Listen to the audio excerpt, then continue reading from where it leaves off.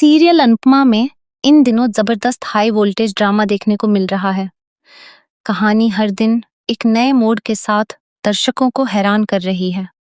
अब शो में ऐसा ट्विस्ट आने वाला है जिसने पूरे शाह हाउस का माहौल बदलकर रख दिया है। बा की बर्थडे पार्टी जो खुशियों और जश्न से भरी होनी चाहिए थी, वही पार्टी अब बड़े विवाद की वजह बनने वाली है। इस पार्टी में दिग्विजय अपने दोस्त के साथ पहुंचता है और यहीं से शुरू होता है एक ऐसा ड्रामा जो ना सिर्फ ईशानी और पाखी के रिश्ते में दरार लाएगा, बल्कि अनुपमा को भी एक बार फिर परिवार के बीच फंसा देगा। बा के जन्मदिन की तैयारी पूरे घर में कई दिनों से चल रही थी। हर कोई इस खास मौके को यादगार बनाने में लगा हुआ था। घर को खूबसूरती से सजाया गया था। रोशनी, म्यूजिक, डांस और हंसी मजाक के बीच सभी लोग बेहद खुश नजर आ रहे थे। अनुपमा हमेशा की तरह पूरे परिवार को एक साथ देखकर खुश थी। उसे लग रहा था कि लंबे समय बाद शाह परिवार में थोड़ी शांति आई है। लेकिन उसे क्या पता था कि कुछ ही देर में यह खुशी बड़े तूफान में बदलने वाली है। दिग्विजय जब पार्टी में पहुंचता है तो सभी लोग उसका स्वागत करते हैं। उसके साथ उसका एक दोस्त भी होता है। शुरुआत में किसी को इसमें कुछ गलत नजर नहीं आता।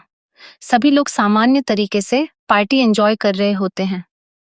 लेकिन तभी अचानक दिग्विजय का दोस्त ईशानी को देखकर उसके पास जाता है और उसे गले लगा लेता है।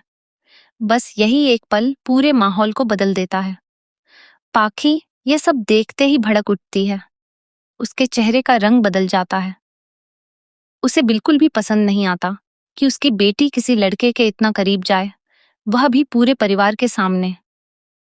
पाखी का गुस्सा 7वें आसमान पर पहुंच जाता है। वह तुरंत दिग्विजय पर बरस पड़ती है। वह कहती है कि यह कैसी बदतमीजी है। घर के बड़े सामने उसकी बेटी को गले लगाया जा रहा है और सब लोग चुपचाप देख रहे हैं।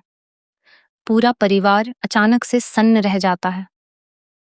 किसी को समझ नहीं आता कि आखिर इतनी छोटी सी बात इतना बड़ा मुद्दा कैसे बन गई। लेकिन पाखी का गुस्सा रुकने का नाम नहीं लेता। वह दिग्विजय के दोस्त को गलत ठहराने लगती है। वह कहती है कि आजकल के लड़कों को कोई तमीज नहीं रह गई। दोस्ती के नाम पर हर हद पार की जा रही है। दिग्विजय पाखी को समझाने की कोशिश करता है। वह शांत स्वर में कहता है कि उसके दोस्त ने कुछ भी गलत नहीं किया। वह सिर्फ ईशानी का अच्छा दोस्त है और दोनों एक दूसरे को पहले से जानते हैं। लेकिन पाखी उसकी एक भी बात सुनने को तैयार नहीं होती। वह लगातार गुस्से में बोलती रहती है। तभी ईशानी अपनी माँ के सामने खड़ी हो जाती है। उसकी आंखों में आंसू होते हैं, लेकिन इस बार वह चुप नहीं रहती।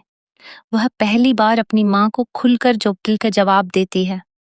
ईशानी कहती है कि आखिर दोस्ती करना कौन सा गुनाह है। अगर एक लड़का और लड़की दोस्त हैं, तो इसका मतलब यह नहीं कि उनके बीच कुछ गलत है। ईशानी की यह बात सुनकर पाखी और ज्यादा भड़क जाती है।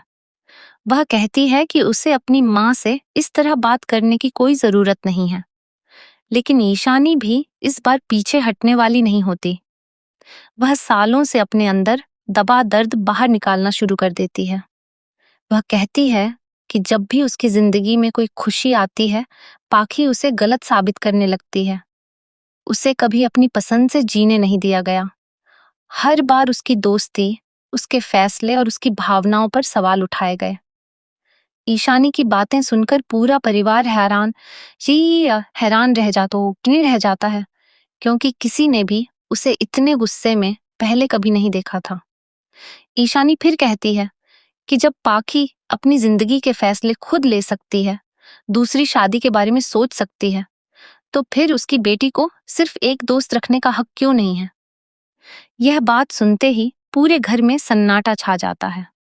पाखी को बिल्कुल उम्मीद नहीं थी कि उसकी बेटी सबके सामने उसे इस तरह जवाब देगी। अनुपमा यह सब देखकर अंदर से टूट जाती है।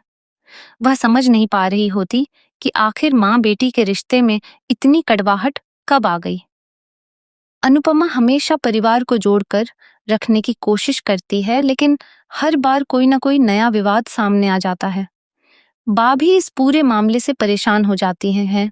उनका जन्मदिन का जश्न अब झगड़े में बदल चुका होता है।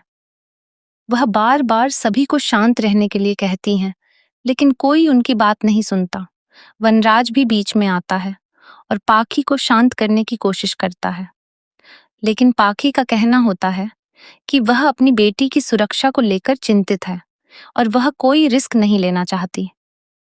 दूसरी तरफ ईशानी को लगने लगता है कि उसकी माँ कभी उसे समझ ही नहीं पाएगी।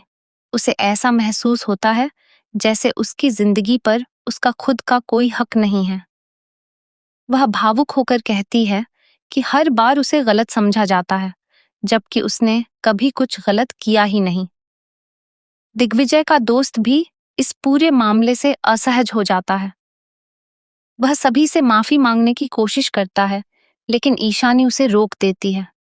वह कहती है कि उसने कुछ गलत नहीं किया, इसलिए उसे माफी मांगने की जरूरत नहीं है। यह बात सुनकर पाखी फिर से गुस्से में आ जाती है।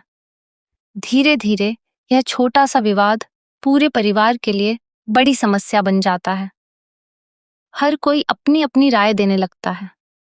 कुछ लोग पाखी को सही बताते हैं, तो कुछ लोगों को लगता है कि ईशानी के साथ नाइंसाफी हो रही है। अनुपमा बीच में फंस जाती है।